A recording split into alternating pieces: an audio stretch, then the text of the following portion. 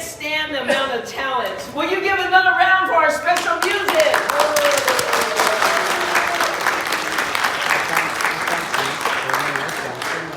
I've been to a lot of churches, and sometimes the choirs don't sound good, but we just clap.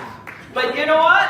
Our choir sounds great. Amen? Amen. Amen. And I am privileged to be standing next to the writer and author of both those songs. So let's hear it for May.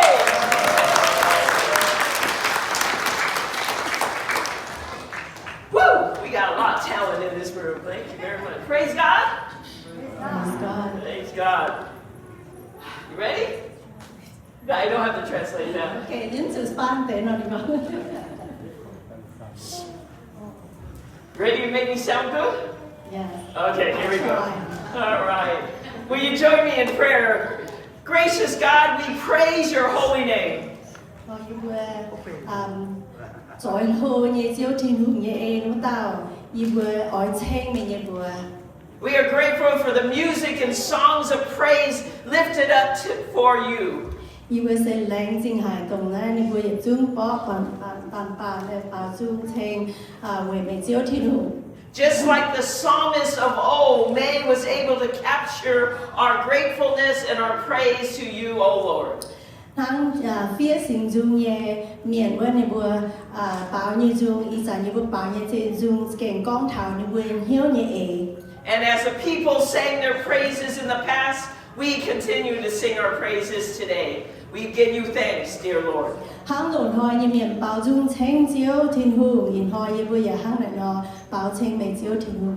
God, I pray right now you speak through me, and may your word be a blessing to your people this day. Như thô chiếu thiên hùng, buôn mẹ con hòa, can lồng yên như duy con mình nghe hòa hồn. In the strong and powerful name of Jesus, we all say, Amen. Amen. Amen. Amen. Happy Thanksgiving.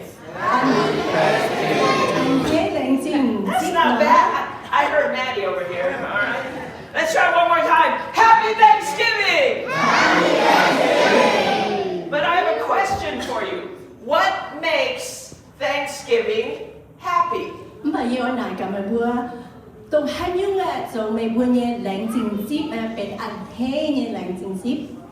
I mean, we say it all the time. We see it on the billboards, Happy Thanksgiving. But what makes Thanksgiving happy? Commercials and Hallmark movies would make you think happiness comes from a lot of food and going home for the holidays. Vậy thì bữa bữa tham cho ở miền tham có rồi em đi bữa khảo giờ ta con thảo đi bữa mặn rồi phăng nàng đi bữa con gì chung có ăn hết trên nhiều hải vậy thì đi bữa mai lại hàng tham tôi nhàn rồi anh tao càng mình chuẩn đi bữa nhớ béo vậy nói non chích ở.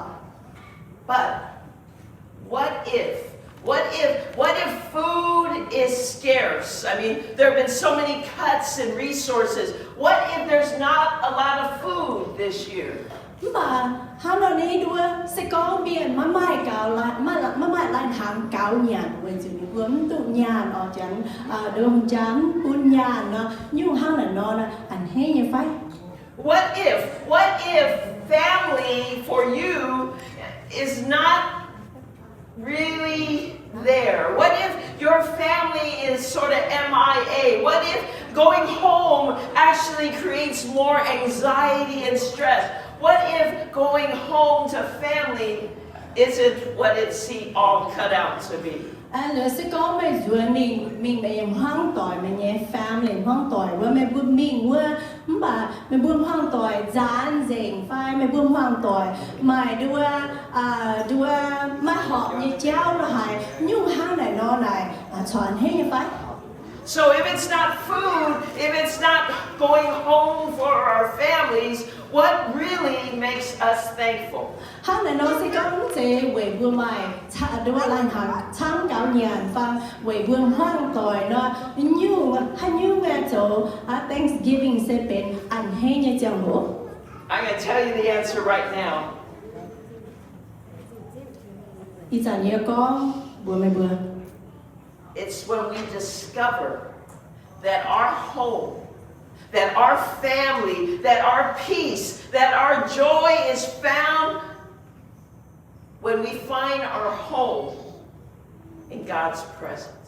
Sẽ tổ quân om giang hồ bu chia tu con bu nhẹ piao ở bu nhẹ hoàng tỏi bu nhẹ bèn on nào nghỉ yếm bu nhẹ hiếu sẽ tổ quân om giang hồ bu lọ bọt piao sẽ yếm thiên hùng nhẹ cả hên.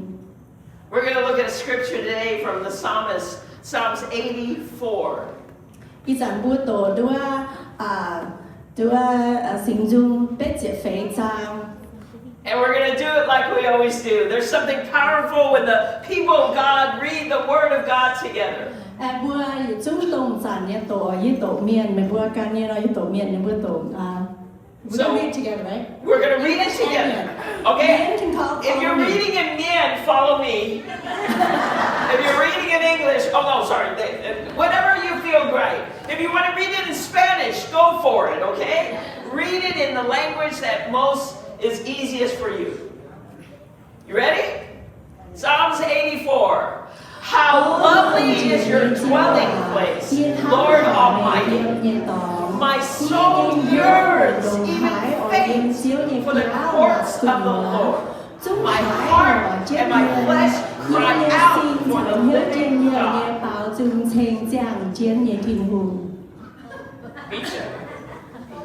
Even the sparrows have found a home, and the swallow a nest for herself, where she may have her young, a place near your altar, Lord Almighty, my King and my God.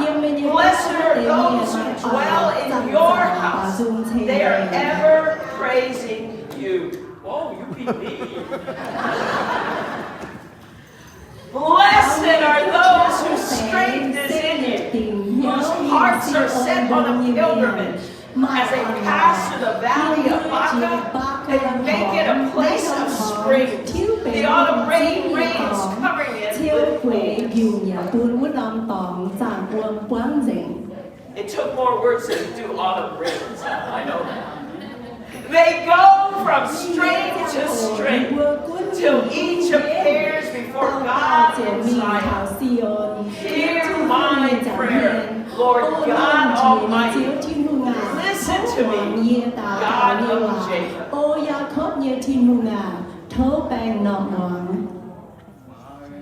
Look on your shield, O God. Look with favor on your anointed one. Better is one day in your courts than 1,000 elsewhere. I would rather be a doorkeeper in the house of my God than dwell in the tents of the wicked.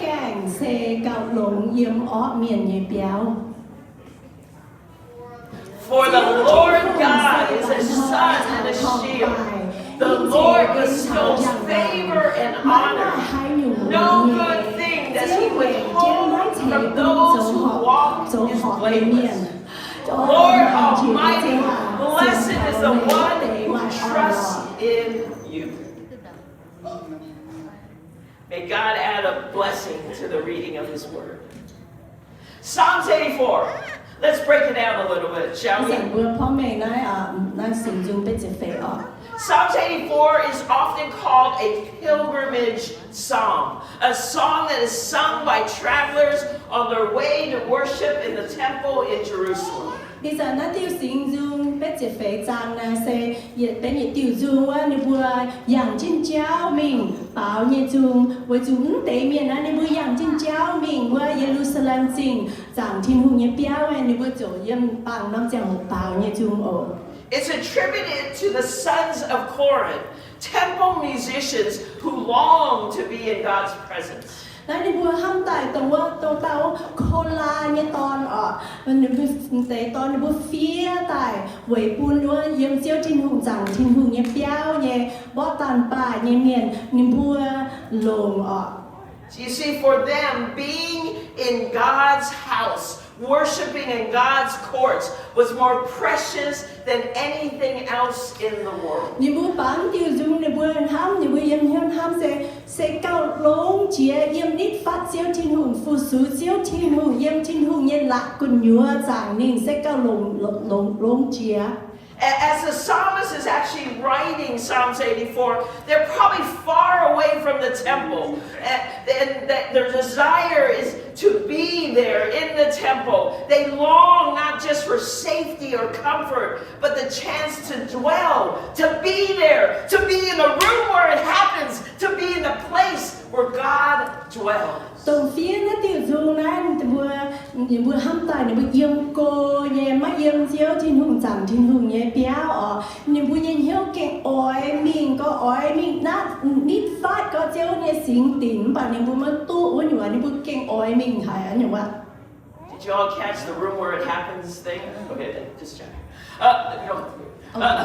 So the psalmist writes this. That even the sparrow, even the swallow, the smallest creatures find a home near God's altar. In God's presence, the smallest, the most restless creatures, the most insignificant, find a place in the presence of God. Nó tạo phía nó tiêu dung như miền nếu bữa chúng con đua nọ mẹ cháu bà hiến nếu bữa nọ phải con bản cũng nếu bữa đầu lại phải nhé nếu bữa chúng yếm chiếu thiên hùng nhé dặm hiền nên cả hết nó nếu bữa chúng mai tóm hít khuẩn nhé. That's such good news, because if God cares for a little sparrow, if God cares for the littlest thing, then God cares for us. Nó sẽ kèn lông hài và chủ sẽ con thiên hùng đua và trắng tháo nọ mẹ bà hiến nếu có thể nọ nó nếu bữa phải con bà nếu bữa thằng mai trả tiền yếm chiếu thiên hùng dặm hiền nó nhưng bữa ní bữa đầu hài trái. The song was likely sung when they were on a journey, on a long, dusty, and sometimes dangerous journey. Đây là bút bám tiêu dung nên bút bám trên mình này bút giang nếu để trang là dùng ba dĩa đua buông co nên bút mình sẽ khâu co bám trên tiêu dung mình ở. In verse 6 of this psalm, the psalmist refers to the valley of Baca. The valley of Baca was a dry valley on the way to Jerusalem. It was a place of hardship, of tears, of great thirst. It was probably there where robbers and thieves lay in hiding. Lừa này bữa mình nghe mình coi này bữa thảo mà năm tòng mà năm hòn nơi hiểu bác cao năm hòn tụi ta luật bữa diệm bữa con thảo nào này bữa mình tiêu cháo mình Jerusalem chỉnhว่าสั่งทิ้งหุ่งน้ำตองในบวนtiêu hòn là xeด้วยความจุเข้านานจุไม่เหลียวว่ามวยจุจ้างการไฟเจียนอยู่ไฟไม่จันสาบ่อย่าไม่ห้องนอนเนี่ยโอ้ The valley of Baca is often referred to also as the valley of weeping. Lưỡi dẫn tiêu yếm năm hòn,นั่นbữa giờ hiểu năm hòn,เป็นว่าเหลียวว่ามวยเนี่ยว่าnăm hòn. Church, you and I, we are also pilgrims. We are also pilgrims on a pilgrimage. We too are traveling on a journey with God. Bữa giờ phiền hăng nghe hăng tế miền nó mình giảng cháu, bữa giảng chén tiêu cháu, mình chiếu thiên hùng nghe giảng hiền bữa giờ hăng là nó.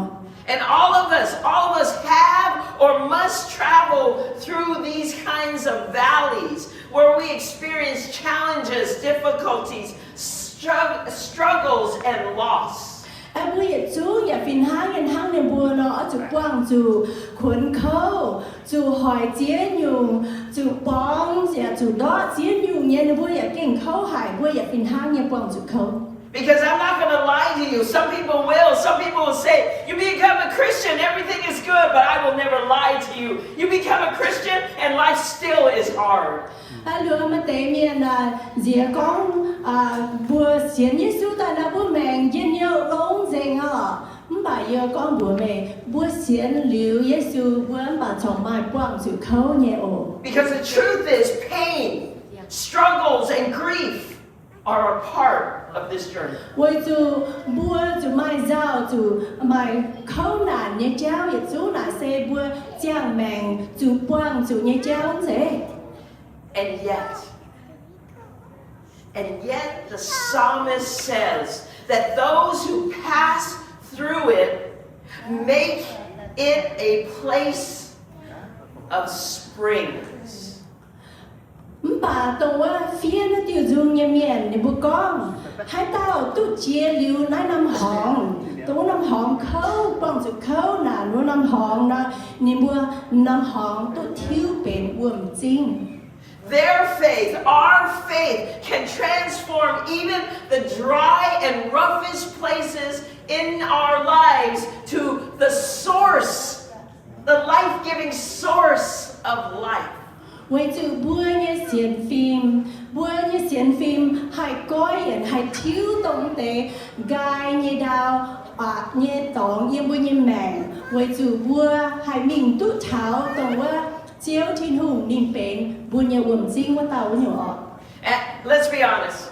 Let's just be really honest here today. At this coming Thanksgiving, many of us are walking through our own valleys of baka, our own valleys of weeping. Bùa chú con chiên như bảo, ý trả đã nòm Thanksgiving ná, mai miền chám nhé, chú dàn cháu chiên là nòm, được ba cao nằm hòn, với chú bùa như mẹn, chú quang chú khâu hải như cháu nhé. We live in a world filled with uncertainty, change, and turmoil. Some of us are far from family. Some of us are navigating loss, transition, or questions like, do I even belong? Với chú bùa như mẹn này, bùa mai chia nhung đuông, mai tình bùa mai bùng biến như cháu, bùa mai chia nhung bùa hoang tỏi đuông, bài mình phải bùa quang chú chú thiếu chia nhung như cháu bùa như mẹn, khâu hải For some, that valley looks like financial insecurity, job loss, illness, or anxiety about the future. Với chú mà tế miền này, nó nằm hóng này xe đua. Nếu bùa dễ mà hiếu tư thảo, nếu bùa trình nhà như cháu, nếu bùa mai cáo phái, nếu bùa mai công số phái, nếu bùa bên bèn phái, chú dần dạo bụt hòn là hải tế cháu, bùa chú quang chú phái. I don't know about you, but the headlines scream at me. It reminds me that this world feels unstable. Food prices are rising, conflicts rage, and peace seems so fragile. Yếm hiếu tu mê bùa bọt nhông bà yê bọt đó nè bùa khảo xuất tài nó xe bọt chia nhung nhé chám có yếm nái lưng đĩa phán lùn nhé cháu bùa yê lai hàng nhé trái chém pháo đứa mày dành chả bó chả nhé cháu chám mày thai bèn nhé cháu kinh hê hải nhé And yet the psalmist says that those who pass through the valley make it a place of spring. Bà tổng phía ngay tiêu sinh dung bé chế phê này nên phía nó tạo miền con sẽ có mẹ tu yang chế hòn nó này tế miền á ai thiếu hòn bên uổng chính như tòng. Faith can transform valleys. Bùa nhé xiên phim bùa xiên chiếu thiên hưởng bùa hải thiếu này tế hòn này tại bên lông như tòng mình. I want you to notice what it says. It doesn't. The valley, the springs are created in the valleys. It's not created beyond the valleys. So many times we say, you know what? Let me just get through it. But that's not what the psalmist says. The psalmist says that in this hardship, in this dry place, spring, hope, life comes forth. Bữa chú chẳng trên ổ tổng phía nó tiêu dùng này mình có sẽ có bữa chú mình tông chia nó tiêu cháu mình bữa chính tại tu uổng chính sẽ đó tại uổng chính sẽ chú yếm này nằm hòm chính tại tu chít là nó uổng chính. You see, sometimes we're escapists. We said, if I just make it through, if I just go on vacation, if I just close my eyes and pretend it's not there, it'll be okay. But that's not what the psalmist is saying. Chúng ta luôn ham sẽ có biểu mình vacation mình giàu mình hạt nhẫn tu lừa tía tu lao tại nó chia mình nó yến chủ khâu bản tàu phía dùng nhà biển sẽ hăng lại nó có. It's in the valley of weeping where spring, where hope is birthed. Sẽ ở chủ yếm này nom hòn khâu nàn như hòn bữa chính ta hãy chích tự quầm chính yếm này xuất tài. It's because it is here. It's in the valley where we meet the Lord and the Lord meets us. It is where you and I, we have to face our pain, accept what is real, and acknowledge what has been lost, and allow God's Spirit to minister to us in our grief. Yếm nó nom hòn bữa chính ta mà làm tòn ham bữa mải chiêu đưa bữa tiếp tôngว่าbữa quang chủ nhật cháu bữa hiếu tu bữa quang nhật cháu bữa tiếp chiếu thiên hùng thế bữa chính ta hãy tự là nó ổn chính muốn nhủ.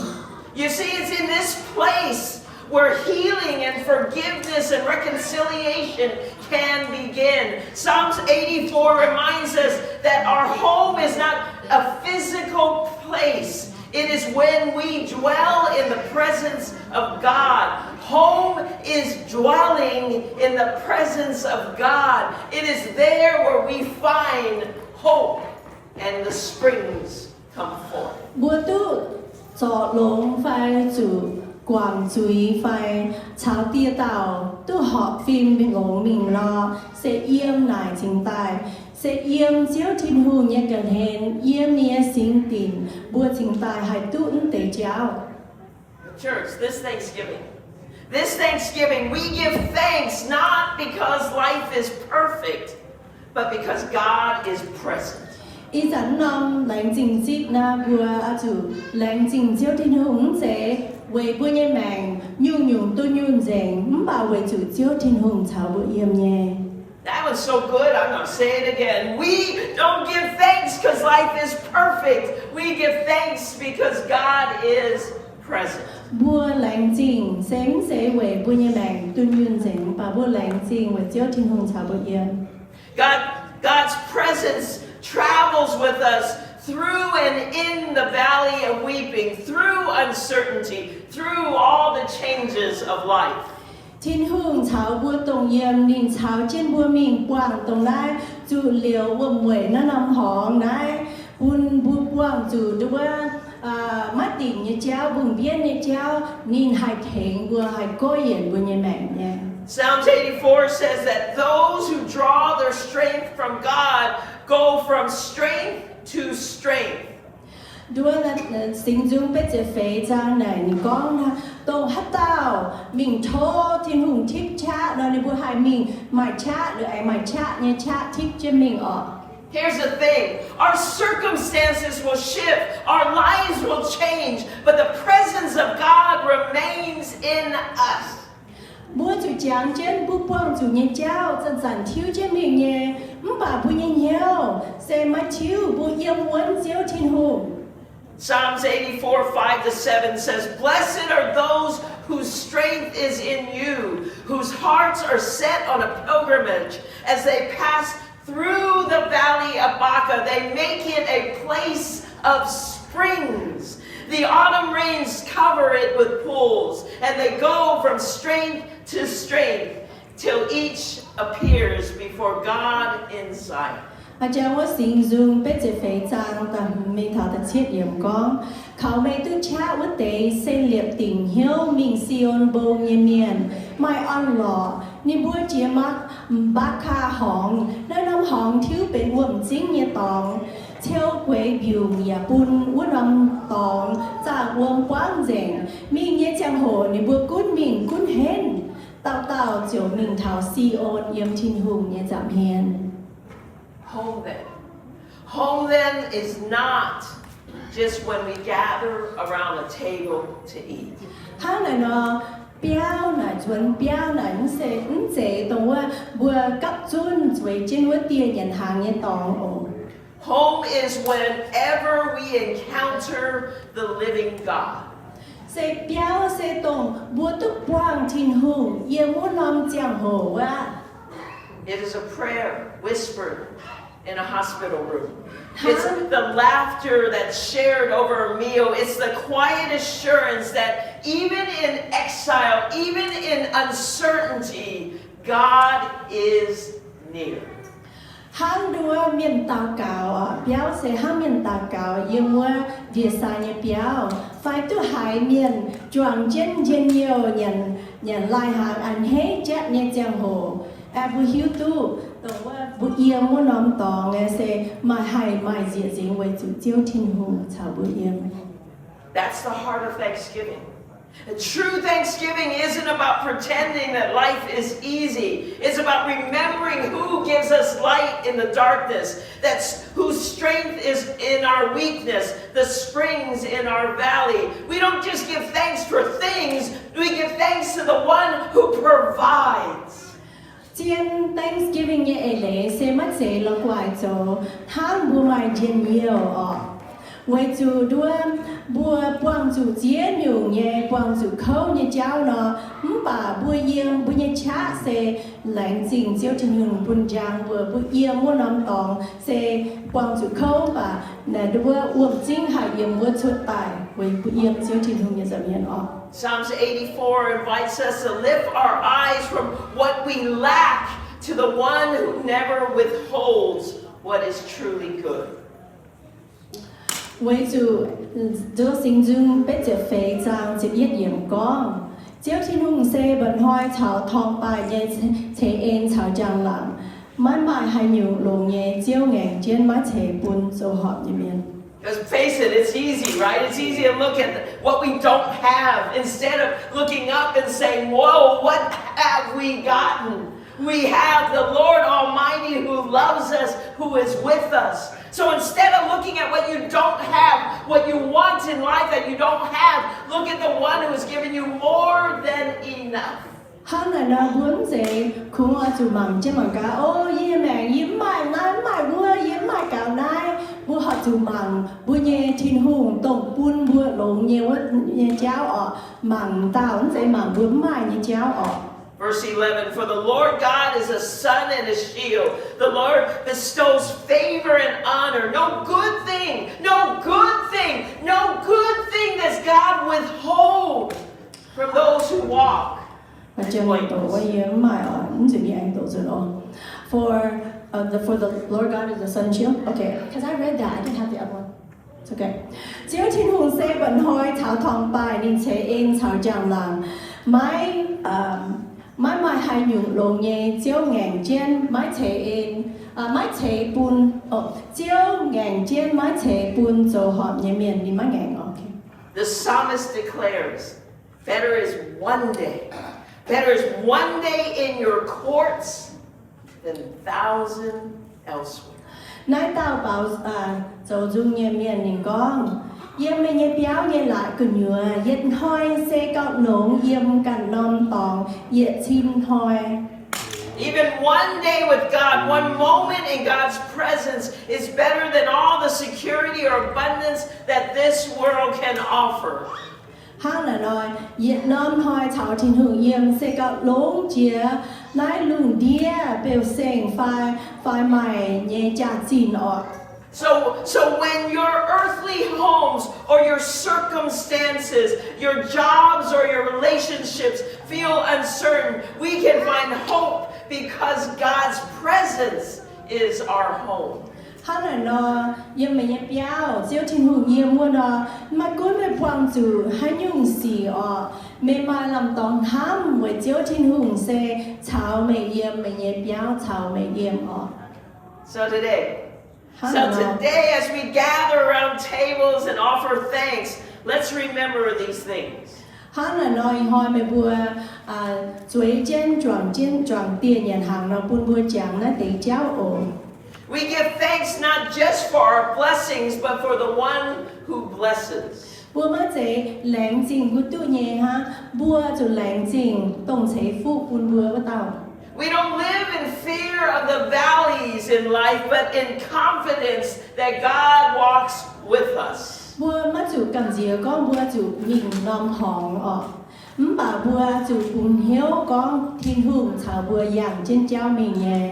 We give thanks for the shelter of God's love when the world seems uncertain. bùa dù lãng trình bùa tụ tòng bình trên yếm thiên hùng nhìn ham tổng vô lòng chào hổ bùa nhẹ yếm na luôn đĩa hải quả bùng biên như cháu mình ham. We give thanks for the strength that comes from God's power and God's presence. Bùa dù lãng trình chiếu thiên hùng với bùa tụ đi nhẹ cha và tụ nín chào bùa yếm. We give thanks for the hope that reminds us we are always at home with God. Bùa lãng trình với bùa mai làm tòng tham bùa bùa chủ tràng trên bùa hát giàn nhà chào trên chiếu thiên hùng yếm béo nín chào bùa yếm bùa nhẹ. We give thanks and share not out of our abundance but out of faith that God provides. Bùa lãng trình xem sẽ con bùa tụ mai tham hại mà bùa lãng trình chiếu thiên hùng với chủ bùa chiếm chủ nhẹ chiếu bùn cao. You see, church, what I'm trying to say is thanksgiving. Giving thanks is actually an act of faith. It's a declaration that says, even in the valley of Baca, even in the valley of weeping, God's goodness overflows. Với bùa chủ tràng trên lãng trình díp sẽ con bùa chủ mai xiên phim xiên uốn chiếu thiên hùng cuốn bùa buông chủ yếm ná nằm hỏng như giang hồ bùa chủ tràng chiếu thiên hùng xếp lông hải như bùn bùa. May this Thanksgiving be more than a celebration of abundance, but a recognition of God's presence. Bùn đi dẫn nông lãng trình díp nè bùn bùi tràng thảo đùa sẽ con đùa bùa tụ tham hải bà chủ tràng trên chiếu thiên hùng thảo bùa tổng yếm nhé. No matter where we are, far from home or surrounded by loved ones. Cuốn bùa yếm cô phải bùn nít trên bùa nhèm hoàng tỏi bùn hám nhẹ miền. Even when we feel displaced, uncertain, or weary. Dần ba bùa hài bùa mà làm tòng yếm bùa yếm dìa phải bùa như tu bùa chủ quảng hà nhung như cháu. God invites us. God invites us to dwell with Him, to rest in His courts, and to carry His peace wherever we go. Chiếu thiên hùng hiểu bùa cháu nị yếm mình hít khuẩn yếm nhé lạc quần nhua nị nhé sinh tiền mình to nị nhé bèng on nhé cháu bèng on mình tia tàu phun tia tàu. For we are always at home in God's presence. Với chủ bùa hát giàn nhà yếm béo tổng vô nóm giang hồ bùa cháu chiếu thiên hùng yếm quá. Because better is one day in His courts than 1,000 elsewhere. Với chủ yếm nhé béo nhé lạc quần nhua yện hoi sẽ cạo lống yếm cần nóm tòng yện chim nhện hoi. Oh Lord Almighty, blessed are those who trust in you. Ô chiếu thiên hùng sẽ tổng qua miền bùn hiếu như miền sẽ tụ mẹ thấy phụ bùn Let us pray. ta cáo God, remind us that our home is in your presence. bùn như bùa chàng trên yếm béo sẽ yếm chiếu thiên hùng mà nhé chẳng hiền. That it is in those valleys where you meet us and you restore us. Yếm tổng qua tây tòng tổng qua nằm hóng yếm lại hóng cái nhựa chiếu chính tài hải bùn bùa phinh chia tài. We bless you this day, God, not because we have so much, but because we have you. Yếm bùa sẽ hải chiếu thiên hùng mà chạy phút bùn yếm bùn sẽ có yếm bùa mà tham hải bà về yếm bùa mai mê. And not one thing will you withhold. Not one good thing will you withhold from us. Lửa mama hay nhung mày ngàn trên bãi bùn như bùa. Thank you for your presence. Thank you for your power. Thank you for your peace. Lãnh trình hải chiếu trình hương mày trả như bùa tổ yếm lãnh trình hải bùn chát như bùa bùn bèng on như bùa. In the strong and powerful name of Jesus the Christ, our ever-present friend, we all say, Thank you, xin bùa. Amen. Amen.